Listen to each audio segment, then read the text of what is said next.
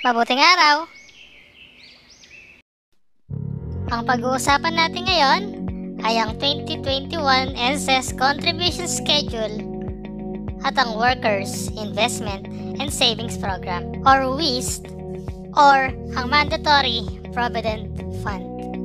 Pero bago tayo magsimula, ako ay nagbibigay ng babala sa publiko na mag-ingat sa mga Facebook scammers at fixers. Sila yung mga taong nanghihingi ng informasyon at papakakuhan ka na bibigyan ka ng SSS number, ng SSS online account. Kapalit nito ay yung pagbabayad mo ng serbisyo nila. Huwag po kayo magbibigay ng kahit anong detalye, impormasyon, mga importanteng impormasyon dahil maaari po kayong may scam. Manood na lang po kayo ng mga tutorials ko, libre pa. Yeah.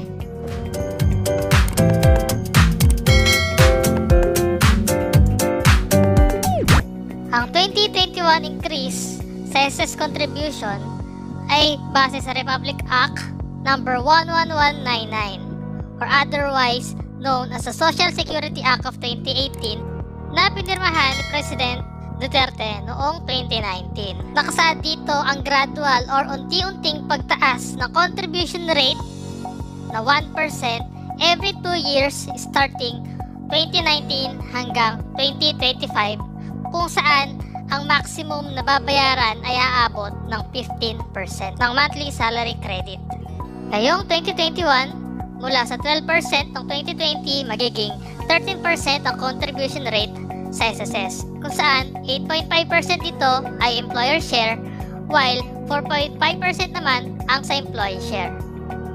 Papansin nyo rin ang pagtaas ng minimum at maximum monthly salary credit from 2,000 na minimum noong 2020 nagiging 3,000 ang minimum monthly salary credit while yung 20,000 na maximum salary credit noong 2020 ay magiging 25,000 ngayong 2021. Narito ang mga circular na inilabas ni SSS patungkol sa bagong contribution. Ilalagay ko sa description ng video na ito ang link kung saan makakakuha ka ng malinaw na kopya ng contribution schedule for 2021. Ito po ang schedule of regular Social Security, Employees Compensation, at Mandatory Provident Fund Contribution for employer and employee.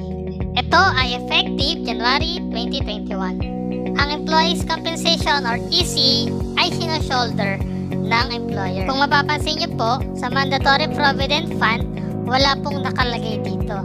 Dahil ang Mandatory Provident Fund or WISP or Worker Investment and Savings Program ay papasok lamang kung ang monthly salary credit mo ay umabot ng 20,500. Magkakaroon ka lamang ng Mandatory Provident Fund Contribution kung ang sahod mo sa isang buwan ay umabot ng 20,250 pesos pataas. Ito ang regular Social Security monthly salary credit. Ito ang pagbabasihan ng amount ng benepisyo na matatanggap ng mga miyembro ng SSS. Ang Mandatory Provident Fund Contribution ay paghahatian ng employer at ng employee. 8.5% nito ay manggagaling sa employer while 4.5% naman ang shoulder na employee. Halimbawa, ikaw ay nasa 25,000 salary bracket, which is the maximum. Ang regular Social Security Program na contribution mo ay 2,600 while ang 650 ay mapupunta sa Provident Fund or WISP. Ang total na babayaran mo para sa regular Social Security Program at WISP ay 3,250. Hindi pa dito kasama ang 30 pesos na easy contribution. Kung mapapansin nyo rin sa table na ito, ang pinakamalaki lamang na pwedeng ikaltas sa inyo ng employer nyo ay 1,125 pesos for SSS contribution. Narito naman ang schedule of regular Social Security, EC, Mandatory Provident Fund Contributions para sa self-employed members. Halos magkapareho ang schedule ng self-employed at employed members. Ang kinaibahan lang nito, sa self-employed, siya ang magsha-shoulder ng buong amount ng contribution. Ito naman ang schedule o contribution table para sa voluntary at sa non-working spouse members. Pag voluntary ka or non-working spouse ka, wala kang babayarang EC contribution. regular Social Security at mandatory Provident Fund lamang ang babayaran mo. Ngunit, kung ikaw ay non-working spouse, wife ka man o husband, wala kang babayarang mandatory Provident Fund. Dahil ang contribution ng non-working spouse members ay 50% ng kanyang asawa. Kung kukunin natin ang 50% ng maximum monthly salary credit na 25,000, ito ay 12,500 lamang. Tandaan po natin na magkakaroon lamang tayo ng mandatory Provident Fund contribution kung ang monthly salary natin ay aabot ng 20,250 pesos. Dahil dito, hindi magkakaroon ng mandatory Provident Fund contribution ang non-working spouse members.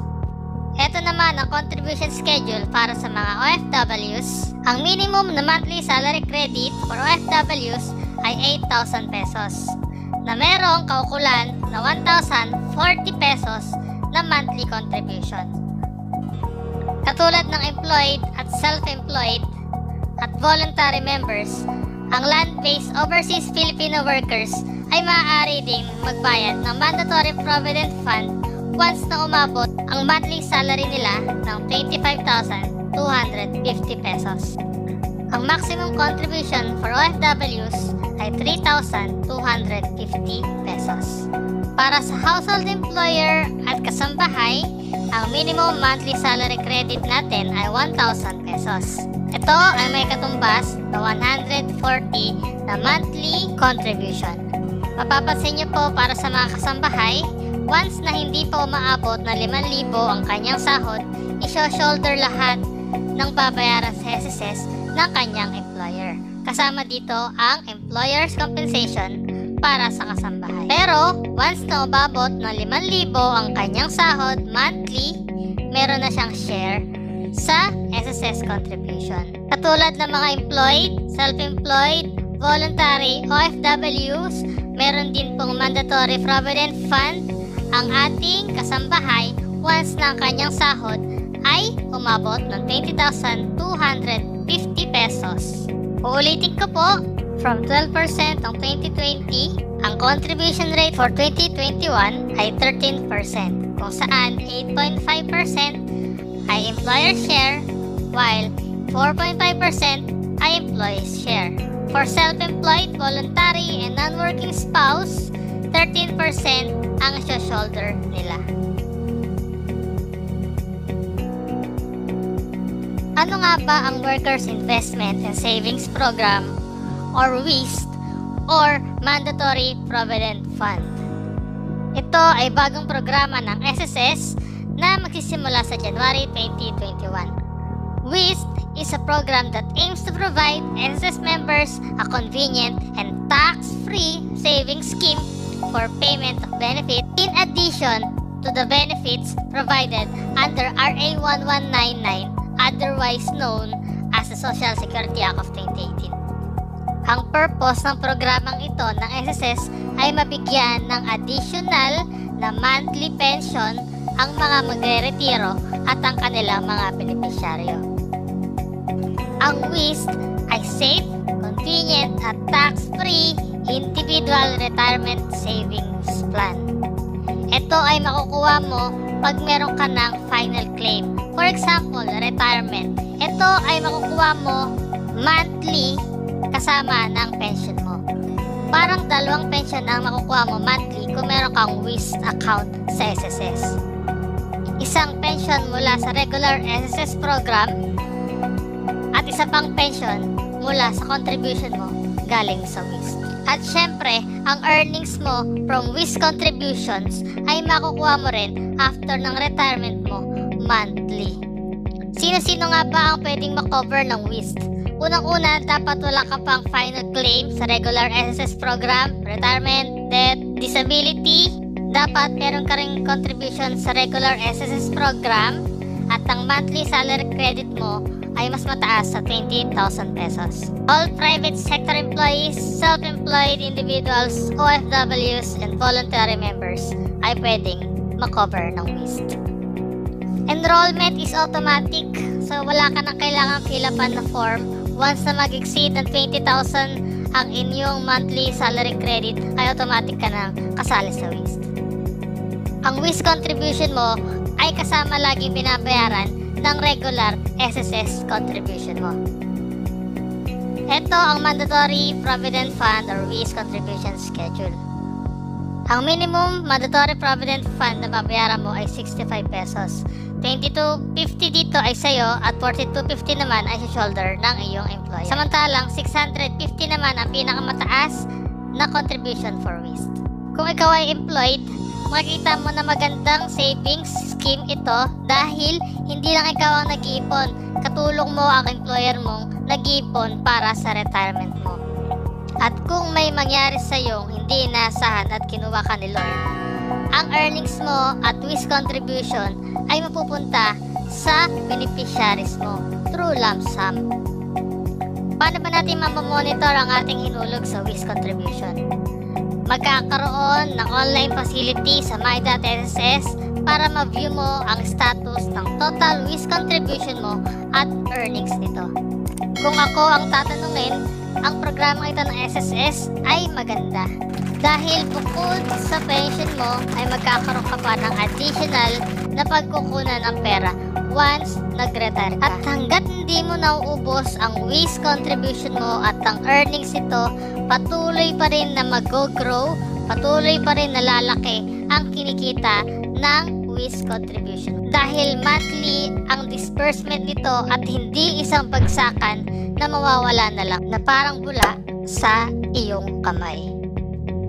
Maraming salamat po. Hanggang dito na lang. Maraming salamat sa panonood. Sana'y naipaliwanag ko sa inyo ng maliwanag ang aking pagkakapaliwanag. Ngunit kung gusto mo pang maliwanagan na mas maliwanag pa, mag-comment ka para masagot ko ng maliwanag ang inyong katanungan. This is Paano 101 na nagbibigay babala sa publiko na mag-ingat sa mga Facebook scammer at fixers. Mag-ingat. Maraming salamat. Mabuhay kayong lahat.